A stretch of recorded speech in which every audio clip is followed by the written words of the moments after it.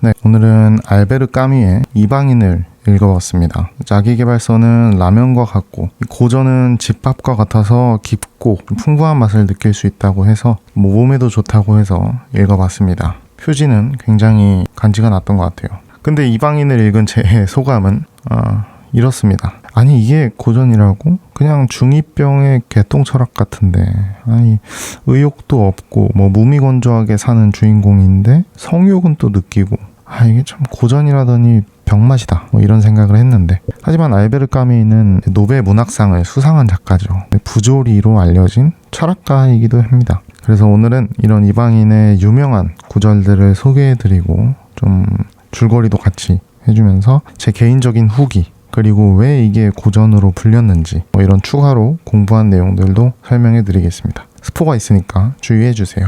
1부 사건. 오늘 엄마가 죽었다. 아니 어쩌면 어제 모르겠다. 이 첫 문장으로 굉장히 유명한 소설이죠. 엄마가 죽었는데 오늘인가 어제인가 모르겠다. 좀 냉소적인 사람인가 보다. 아니면 뭐 엄마랑 사이가 안 좋았던가, 뭐 이렇게 생각을 했습니다.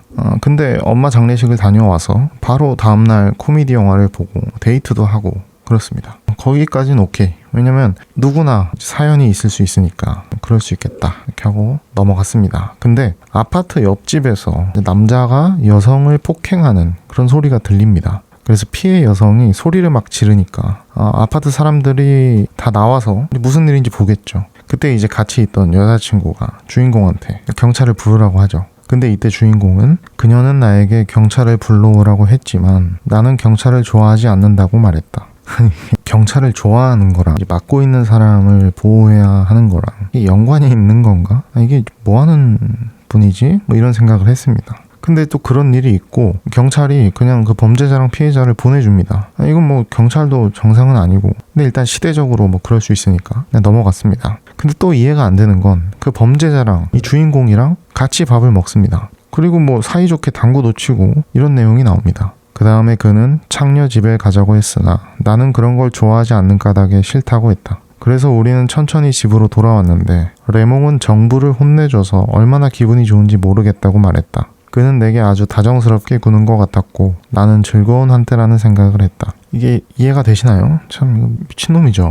상식이 없고 모든 것을 뭐 선호 비선호로 판단을 하고 그걸 즐거운 한때라고 얘기를 하고, 참 이게 뭐 이런 놈이 있나. 근데 이게 고전이라고 뭐 이런 생각을 했습니다. 근데 나중에 또 해석을 들어보시면 조금은 뭐 이해가 되실 수도 있습니다. 그건 이제 뒤에서 보도록 하고요. 다시 좀 시간이 지나고 이 이웃집 할아버지랑 또 이야기를 하게 됩니다. 이 동네는 좀 이웃끼리 굉장히 친한 동네인 것 같아요. 그래서 아마 뭐 프랑스 바닷가 동네로 알고 있는데 굉장히 개방적인 동네입니다. 근데 그 할아버지가 아끼는 개를 이제 잃어버리십니다. 개가 목줄이 풀리니까 도망을 가버린 건데, 그러면서 이제 이야기를 또 합니다. 내가 살라마노 영감에게 다른 개를 하나 데려오면 되지 않느냐고 말했지만 영감은 자신이 그 개에게 길이 들었다는 점을 지적했는데 옳은 말이었다. 다른 개를 가져와라. 개한테 길이 들었다. 이런 표현을 하는 걸 봐서는 얘는 사이코패스가 맞다. 이렇게 느꼈고, 할아버지한테 이제 돌아가신 아내분이 있었는데 아내와는 행복하지 못했지만 대체로 아내에게 길들어 있었다. 아내가 죽자 그는 매우 외롭다고 느꼈다. 그죠? 여기서도 사람의 관계를 길들어 있었다고 표현을 하죠. 얘는 안 되겠다. 얘는 그냥 안 되는 애다. 좀 이렇게 느꼈던 것 같습니다. 근데 제가 이 책을 보기 전에 후기를 먼저 봤거든요. 이제 어떤 분이 말씀을 하시는데, 이 주인공은 아기가 없는 사람인데 그냥 떠오르는 생각으로 행동을 했더니 햇빛이 눈이 부셔서 총을 쏘고 사람을 죽이고 사형을 선고받아서 죽게 되는데, 그분은 이 주인공이 아기가 없는 사람인데 엄마 장례식 때 울지 않았다는 거, 그리고 거짓말을 하지 않았다는 거, 그런 걸로 사형을 내린 사법체계에 대한 비판을 하는 책이다. 이렇게 후기를 남기셨더라고요. 근데 그 후기를 듣고 이거를 보니까 이거는 아기가 없는 게 아니라 그냥 사람이 아니다. 이거는 사이코패스. 사법체계가 잘 작동한 것 같은데 이게 뭔 소리를 하는 거지? 뭐 이런 생각을 가지고 책을 봤습니다. 나중에는 이 주인공이 왜 이렇게 행동을 하는지 나름대로 저도 해석을 해봤고, 저는 좀 다른 방식으로 이 책을 봤던 것 같아요. 다시 스토리로 돌아와서 바닷가로 그 범죄자 친구와 여자친구, 그리고 주인공, 그리고 뭐 범죄자 친구의 친구, 이렇게 해서 휴가를 갑니다. 근데 그 범죄자 친구가 어떤 사건에 연루돼가지고 칼에 베이고 막 피투성이로 숙소로 돌아온 상황입니다. 마송 부인은 울고 있었고 마리는 하얗게 질려 있었다. 여기서 마리는 여자친구입니다. 나는 그들에게 설명을 하는 게 귀찮았다. 나는 결국 입을 다물어버리고 담배를 피우면서 바다를 바라보았다. 이거 그냥 미친놈이죠. 뭐하는 놈인가 싶기도 하고 그렇습니다. 아까 말씀드린 것처럼 햇빛이 뜨거워서 따가워서 총을 5발을 쏴서 사람을 죽이게 됩니다. 총알들은 깊이 들어가 박혀 보이지 않았다. 그것은 마치 내가 불행의 문을 두드리는 4번의 짧은 노크 소리와도 같았다. 이 내용을 보면 본인이 불행의 문을 연 거는 알죠. 근데 이제 그 죽은 사람은 보이지가 않나 봐요. 총알만 보려고 하고 지 입장에서만 생각을 하는 아주 무자비한 놈입니다. 참 답이 없는 친구고요. 이후에 당연히 경찰한테 붙잡혀서 깜빵에서 국선 변호사랑 재판을 준비하는데 이런 얘기가 나옵니다. 변호사분도 얘를 이해를 못하는 거죠. 그는 화가 난 얼굴로 나가버렸다. 그는 나를 이해하지 못했고 오히려 나를 원망하고 있었다. 나는 내가 다른 사람들과 다를 바 없다고, 조금도 다를 바 없다고 그에게 말해주고 싶었다. 변호사분이 얘한테 열받아서 나가버린 거죠. 제가 생각했을 때는 변호사가 지극히 정상이에요. 근데 이 주인공은 본인이 다를 바 없다. 남들과 감정을 느끼지 못하고 공감 능력이 없는 게 선천적인 거다. 이건 남들도 나처럼 태어나면 비슷할걸? 뭐 이런 얘기로 들리죠. 근데 그렇다고 남을 해치는 게 정당화될 수는 없죠.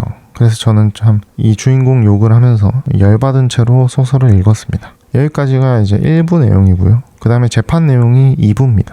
2부 재판. 그는 여전히 좀 피곤한 표정으로 내가 한 행동을 후회하느냐고만 물었다. 나는 잠깐 생각해본 뒤 진정한 후회라기보다는 차라리 좀 귀찮다 싶은 느낌이라고 대답했다. 나는 그가 나를 이해하지 못하고 있다는 인상을 받았다. 그러나 그날의 일은 그 정도에서 그쳤다. 이제 여기서는 예심 판사와 주인공의 대화입니다. 당연히 예심 판사도 주인공을 이해하지 못합니다. 다만 이때 예심 판사는 본인의 종교, 그리스도를 언급하면서 종교의 입장에서 이해를 하려고 합니다. 그러면서 본인의 종교를 좀 강요하시는 그런 부분이 있는데 시대가 좀 옛날이라 그런지 너가 그리스도를 믿지 않아서 그런 것 같다. 이런 식으로 이제 주인공을 이해합니다. 여기서 무신론자인 제가 읽으면 모든 걸 종교적으로 해석하는 그리고 그걸 강요하는 예심 판사도 이해가 안 되고 예심 판사와 저는 이 감정이 없는 주인공이 이해가 안 되고 그래서 이 본인의 종교를 강요하는 모습에서 예심 판사도 저는 이해가 안 되는 행동을 했다는 게 뭔가 이 주인공이 이해받지 못하는 상황을 어느 정도는 이해할 수도 있겠다. 뭐 이렇게 좀 생각이 드는 약간 좀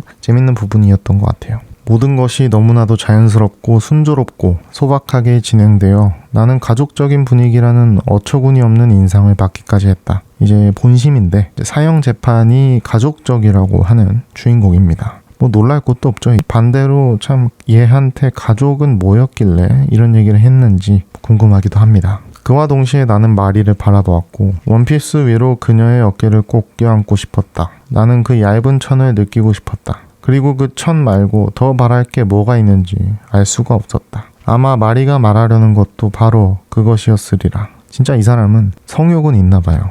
감정은 없으면서. 참 이 열받는 포인트죠. 가령 여자에 대한 욕정이 고통거리였다. 젊으니까 당연한 일이었다. 특별히 마리가 생각나는 것은 결코 아니었다. 그냥 욕구 그 자체인 사람이죠. 그냥 갓난아기 수준입니다. 이 성욕은 당연한 거다 뭐 이런 식으로 얘기를 하는데 참 이해가 안 되는 그런 주인공입니다. 그 다음부터는 죄수로서의 생각밖에 없었다. 나는 안뜰에서 하는 매일의 산책이나 내 변호사의 방문을 기다리는 것이었다. 나머지 시간은 그럭저럭 잘 보낼 수 있었다. 그 당시 나는 만약 누가 나를 마른 나무둥치 속에 들어가 살게 만들어 아무것도 없게 된다 해도 차츰 그 생활에 익숙해졌으리라는 생각을 자주 했다. 여러 해 만에 처음으로 나는 바보같이 울음이 터져나올 것만 같은 심정이 되었다. 왜냐하면 내가 그 모든 사람들에게 얼마나 미움을 사고 있는지를 느꼈기 때문이다. 이 재판 과정에서 배심원들과 기자들과 이런 분들이 주인공을 경멸하듯이 이렇게 쳐다보니까 이런 생각을 하는 겁니다. 미움을 사고 있다는 걸 느끼고 울음도 나온다. 이럴 때 보면 또 감정이 있는 것 같기도 하고 참 신기하죠. 이제 판사가 다른 증인한테 물어봅니다. 주인공 엄마의 장례식 때 같이 있었던 엄마의 남자친구분의 증언인데, 검사가 주인공이 얘 엄마 장례식 때 울지도 않더라, 그만큼 얘는 이 감정이라는 게 없고 냉혈한이다, 페레스 씨 얘가 우는 거 봤어요? 그랬더니 이제 페레스 씨는 못 봤습니다, 이렇게 말을 합니다. 근데 여기서 주인공의 변호사가 이렇게 반론을 펼칩니다. 내가 눈물을 흘리지 않는 건 본 적이 있느냐고 물었다. 페레스 씨는 그것 또한 없다 라고 대답을 했습니다. 방청객들이 웃었다. 그러자 내 변호사는 한쪽 소매를 걷어붙이면서 단호한 어조로 말했다. 이것이 바로 이 재판의 모습입니다. 모든 것이 다 사실이고 어느 것 하나 사실인 게 없습니다. 굉장히 유능한 변호사죠. 페레스 씨는 사실 우느라 정신이 없어서 주변을 잘 못 봤다고 하셨거든요. 그러니까 이제 주인공이 우는 것도 못 봤는데 안 우는 것도 못 봤다, 그거를 정확하게 짚어낸 겁니다. 그러면서 이제 검사가 지금 요지를 벗어난 주장을 하고 있다, 이걸 짚은 거죠. 배심원들이 거기에 공감하면서 웃기도 했고요. 이제 어떤 분은 이제 변호사가 무능한 변호사다 이렇게 해석을 하셨던데, 저는 좀 그 부분은 동의하기 어려웠습니다. 그리고 검사가 주장을 이어나갑니다. 레몽은 그것도 우연이었다고 대답했다. 검사는 이 사건에서 우연은 이미 양심에 많은 폐해를 가져왔다고 반박했다. 그는 레몽이 자기 정부의 뺨을 때렸을 때 내가 말리지 않은 것도 우연인지, 내가 경찰서에 가서 증인을 서준 것도 우연인지, 그때의 증언이 레몽을 두둔하는 내용 일색이었던 것도 우연인지 알고 싶다고 했다. 검사가 제가 하고 싶은 얘기를 대신 해주고 있죠. 속이 시원합니다. 아주 유능한 검사고, 그리고 검사는 사형을 구형합니다. 그랬더니 주인공은 나는 더위와 놀라움으로 어리둥절한 상태였다. 사형 구형을 했더니 이런 반응을 보입니다. 눈치도 없고 어리둥절하답니다. 당연히 사형이지. 그게 더위랑 또 무슨 상관인지 모르겠죠. 참 화가 나는 분입니다. 여기서 좀 궁금했던 게, 이 사람한테 고통을 주거나 아프게 하거나 피해자처럼 죽게 하면 어떤 얘기를 할까? 피해자의 심정은 생각해 본 적이 없나? 거기에 대해서 물어보면 아마도 이런저런 핑계를 대면서 그건 다른 거다 이렇게 얘기할 것 같더라고요. 별 생각 없이 그럴 수도 있겠다, 이제 알았다 이렇게 얘기할 것 같아서 이 주인공에 대해서 화가 좀 많이 났던 것 같아요. 결국에 이제 재판이 끝나고 판사는 당연히 사형을 선고합니다. 그리고 이제 하루하루 사형을 당할지도 모른다는, 그때 당시에는 단두대에 갈지 모른다는 그런 불안함을 느끼면서 감옥에서 살게 됩니다. 그래도 싸죠, 얘는. 그 순간에 추론해서 좀 난처한 점은 앞으로 20년을 더 살 수도 있다는데 생각이 미치면 돌연 마음속에서 끔찍한 그 무엇이 치솟는 게 느껴진다는 것이었다. 그러나 그것도 20년 후 내가 어쨌든 그런 입장이 되어야 한다면 그때 내 생각은 어떠할까를 상상함으로써 눌러버리면 그만이었다. 근데 여기를 보면 본인이 죽는다는 생각을 하니까 뭔가가 치솟긴 하는구나. 억울함인지 아쉬움인지는 모르겠지만 근데 그것마저도 이 냉소적인 걸로 눌러버리는 모습이죠. 여기서 치가 떨립니다. 이 친구는 아무도 엄마의 죽음을 슬퍼할 권리는 없는 것이다. 이제 본인이 엄마 장례식 때 안 울었던 그거를 스스로한테 설명을 하는 그런 얘기입니다. 슬퍼할 권리는 없다. 그럴 수는 있죠. 근데 보통 슬퍼하죠. 근데 그냥 안 슬프니까 그냥 그걸 포장하려고 스스로를 납득시키려고 이런 말을 한 것 같더라고요, 저는. 그렇게 이제 주인공 메르소는 사형을 앞두고 스스로 이렇게 생각을 정리하면서 나름의 행복을 찾고 소설이 끝이 납니다. 해석. 이 책의 저자인 알베르 카미는 이 내용이 사법체계의 비판을 담고 있다고 하면서 이런 말을 합니다. 여기서 정면으로 공격받고 있는 대상은 윤리가 아니라 재판의 세계입니다. 재판의 세계란 부르주아이기도 하고 나치이기도 하고 공산주의이기도 합니다. 한마디로 말해서 우리 시대의 모든 암들입니다. 메르소를 말하자면 그에게는 긍정적인 그 무엇이 있습니다. 그것은 죽는 한이 있더라도 거짓말을 하지 않겠다는 결연한 거부의 자세입니다. 거짓말을 한다는 것은 단순히 있지도 않은 것을 있다고 말하는 것만이 아니라 대부분의 경우 사회에 적응하기 위해서 자기가 아는 것보다 더 말하는 것에 동의하는 것도 의미합니다. 이거는 이제 카미 본인의 해석이지만 저는 굉장한 궤변이라고 생각을 했어요.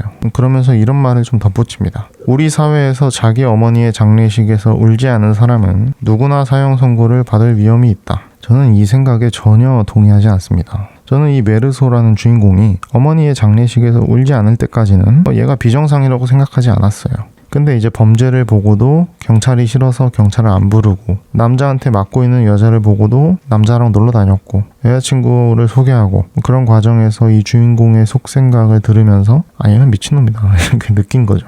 정리하자면 저는 이 책을 보면서 별로 느낄 수 있는 게 없었고, 작가의 해석에 대해서도 동의하기가 어려웠습니다. 작가가 말하는 철학이라는 것도 개통 철학이라고 보여졌죠. 근데 여기서 멈추면 좀 그렇죠. 이방인이라는 책은 세계적으로 유명하고 노벨문학상도 받은 작가고 고전이라는데 왜 그런가 좀 이해를 하고 싶어서 공부를 해봤습니다. GPT랑 대화를 해봤는데 이방인을 좀 옹호하는 측에서 저를 설득해달라고 시켜봤습니다. GPT-1 거짓말하지 않는 인간. 대부분의 사람은 사회적인 가면을 쓰고 살아. 장례식에서 안 슬프더라도 울어야 되고, 판사 앞에서는 반성하지 않더라도 반성하는 척을 해야 되고, 하지만 이 주인공은 그걸 거부했어. 울고 싶지 않으니 울지 않겠다. 반성하지 않으니 반성하지 않겠다고 말한다. 그게 비인간적인 사이코패스처럼 보이지만 다른 시각에선 가장 솔직한 인간인 거야. 접니다. 물론 그렇게 볼 수도 있어. 솔직한 인간. 근데 인간은 스스로를 끊임없이 의심하고 내 감정이 맞는 감정인가, 올바른 감정인가를 확인해야 되는데, 얘는 그냥 본인한테 떠오르는 생각을 그냥 받아들이고 그게 진리다, 맞다, 솔직하다, 결국엔 포장하는 걸로밖에 보이지 않는다는 거죠. GPT-2 사회가 싫어한 건 살인이 아니라 그 솔직함. 재판 장면을 보면 살인 자체보다 엄마 장례식에서 울지 않았다는 게 더 큰 문제로 다뤄져. 사회는 범죄의 본질보다 관습을 따르지 않는 태도를 더 위험하게 보고 있는 거야. 이건 사법체계와 사회도덕을 위선을 고발하는 거지. 저의 답변입니다. 사법체계를 비판하려는 거 같기는 해. 근데 그럴 수밖에 없지 않나? 그 사건만 보고 그 사람을 판단하면 모든 살인 사건에서 사형을 구형해야 돼. 근데 그런 1차원적인 판결을 하지 않고 오히려 발전된 사법체계이기 때문에 다른 범죄자들한테는 기회를 줄 수도 있는 거 아닌가? 저는 이렇게 생각을 했습니다. GPT-3 부조리 속에서 긍정 찾기. 마지막 장면에서 메르소는 죽음을 받아들이면서도 오히려 평온함을 느껴. 삶은 본질적으로 의미가 없다. 그러나 그렇기 때문에 있는 그대로 살아도 된다. 이게 카미가 말하는 부조리 철학의 핵심이고, 메르소는 그걸 몸으로 살아낸 인물인 거야. 제 생각입니다. 삶은 본질적으로 의미가 없다. 그러나 그렇기 때문에 있는 그래도 살아도 된다. 여기에 대해서 저는 부조리 철학을 좀 더 공부를 해봤습니다. GPT-4 사이코패스냐 철학적 인간이냐. 너가 생각한 건 공감도 못하는 미친놈. 옹호하는 쪽은 사회가 요구하는 거짓말을 죽음 앞에서도 하지 않은 인간. 둘 다 맞아. 알베르 카미는 그 불편함 자체를 보여주려고 했다고 할 수 있어. 독자가 영웅으로 받아들이지 못하게 의도한 거지. 그러니까 너의 반응은 카미가 의도한 불편함을 그대로 경험한 거야. 이 인간은 쓰레기다 라는 생각 자체가 이 작품의 효과일 수 있는 거지. 삶의 부조리함. 여기서 등장하는 게 알베르 카미의 부조리 철학입니다. 부조리란 세상에는 분명하고 확실한 의미가 없는데 인간은 본능적으로 그 의미를 갈망한다 라는 이 모순을 말합니다. 내가 당하는 어떤 부조리한 일, 억울한 일, 이게 아니고 인간은 본인 삶의 의미를 찾고 싶어 하는데 사실 그 본질적으로 삶의 의미라는 건 없는 거라서 인간은 누구나 이 부조리를 겪는다는 겁니다. 그래서 카미는 이 부조리 앞에서 사람들이 세 가지 길을 선택한다고 설명합니다. 첫 번째로는 스스로 목숨을 끊는 거. 삶의 의미가 없으니까 회피하는 거다. 두 번째로 철학적인 회피. 종교나 이념이나 환상 같은 절대적인 답을 만들어서 덮어버리는 거. 3번 부조리를 인정하고 살아가는 거. 그래서 카미는 이 세 번째 부조리를 인정하고 살아가는 것이 행복한 길이라고 주장을 하는 거죠. 이 소설이 등장한 게 1942년입니다. 세계 1차 대전 이후에 2차 대전 중에 나왔죠. 이때는 사람들이 이제 삶의 의미가 무엇인가, 이렇게 많은 사람들이 죽고 전쟁으로 힘들고 그럼에도 살아가야 하는 이유가 뭘까, 이렇게 삶의 의미를 갈망하는 시대에 나온 책이라고 합니다. 삶의 의미라는 게 뭘까요? 사실 2025년 현재 이 질문에 대한 정답은 이미 나와 있다고 저는 생각합니다. 삶의 의미라는 거는 원래 없는 거죠. 인간이라는 게 생존과 번식을 생각하게 프로그래밍 된 그런 생명체죠. 우리는 부족 사회의 유전자를 그대로 가지고 현대를 살고 있고, 진화 심리학과 과학은 인간한테 행복이라는 게 뭔지 이미 밝혀낸 것 같아요. 이 생존에 유리한 일을 하거나 번식에 유리한 행동을 하면 뇌에서 행복이라는 것을 느낄 수 있게 해주죠. 결과적으로 행복을 느끼면서 인간은 생존과 번식에 유리하도록 진화가 된 거죠. 모든 생명체가 마찬가지입니다. 다람쥐도 그렇고 토끼도 그렇고. 하지만 토끼와 다람쥐는 삶의 의미를 고민하지 않습니다. 원래 없는 거기도 하니까요. 근데 인간은 발달된 뇌를 가지고 있어서 이 부조리가 생긴 거겠죠. 역설적으로 이 진화의 결과로 우리는 이 부조리를 갖게 된 겁니다. 이 부조리를 가진 유전자들이 생존한 결과인 거죠. 삶의 의미는 뭐지? 삶이란 뭐지? 나는 뭐지? 이게 카미가 설명한 부조리죠. 과학적으로 보면 이 부조리는 쉽게 설명이 가능합니다. 삶의 의미라는 건 원래 없다. 하지만 그걸 고민하는 사람이 생존과 번식에 유리했던 겁니다. 그래서 오랜 시간 살아남아서 우리가 된 거죠. A랑 B라는 사람이 있는데 A는 삶의 의미를 생각하지 않는 사람이고 B는 삶의 의미를 끊임없이 고민하고 갈망하면서 살아갑니다. 몇만 년이 지났을 때 이 B의 후손들이 더 생존과 번식에 유리했고 A의 후손들은 대가 끊겨서 사라졌을 겁니다. 그 결과로 우리 인간들은 누구나 이 부조리를 경험하게 되죠. 카미가 이 소설을 발표하고 4년 뒤에 1946년에 2차 대전 독일의 아우슈비츠 수용소에서 살아 돌아온 한 정신과 의사가 책을 하나 발표합니다. 빅터 프랭클의 죽음의 수용소에서 만약 삶의 목적이 있다면 실현과 죽음에도 반드시 목적이 있을 것이다. 만약 그것을 찾아낸다면 그 사람은 어떤 모욕적인 상황에서도 계속 성숙해 나갈 수 있을 것이다. 니체가 말했다. 왜 살아야 하는지 아는 사람은 그 어떤 상황도 견딜 수 있다. 여기서 빅터 프랭클은 인간이 삶의 의미를 찾아낸다면 어떤 상황도 견딜 수 있다. 이렇게 얘기를 합니다. 어떻게 보면 알베르 카미와 다른 말을 하고 있는 것 같죠. 하지만 본질적으로는 같은 말입니다.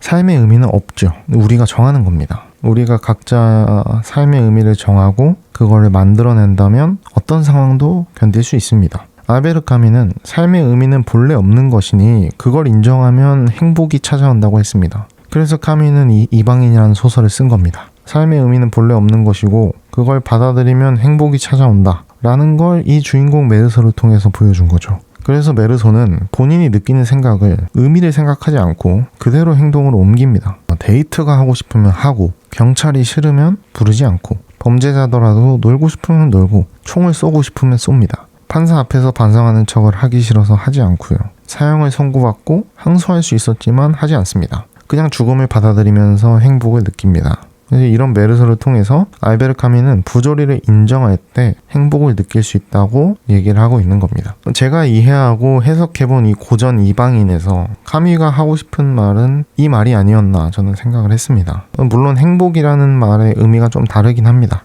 행복이라고 하는 거는 우리가 생존이나 번식에 유리한 행동을 할 때 뇌에서 느껴지는 거지만 카미는 어떤 편안함? 그런 내적인 갈등이 없는 상태, 삶의 의미는 원래 없다는 것을 인정할 때 오는 그런 안정감을 말한 것 같아요. 그런 면에서 이 철학이라는 게 과학보다 선행한 게 아닌가라고 느끼게 됐습니다. 철학에서 삶의 의미는 본래 없는 것 같아.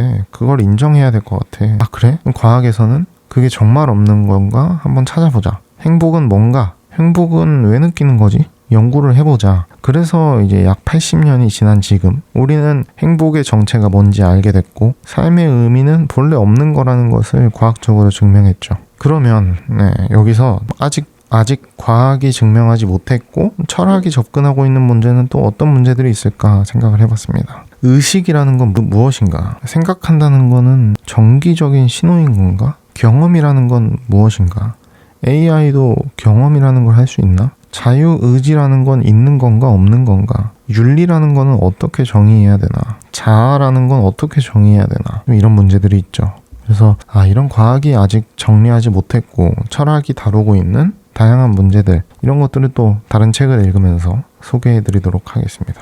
오늘은 굉장히 긴 시간을 통해서 여러분들께 고전 이방인을 소개하고 제 방식대로 해석을 해봤습니다. 그렇게 길지 않은 소설이라서 한번 읽어보시면 또 나름대로 여러분들만의 생각을 해보실 수 있을 것 같습니다. 여러분들의 생각은 어떠신지 댓글도 써주시고 내용이 재밌으셨다면 좋아요, 구독도 해주시고 고전을 읽어보니까 여러 생각도 할 수 있고 재밌었던 것 같습니다. 앞으로도 좋은 고전들 소개해드리도록 하면서 마치겠습니다.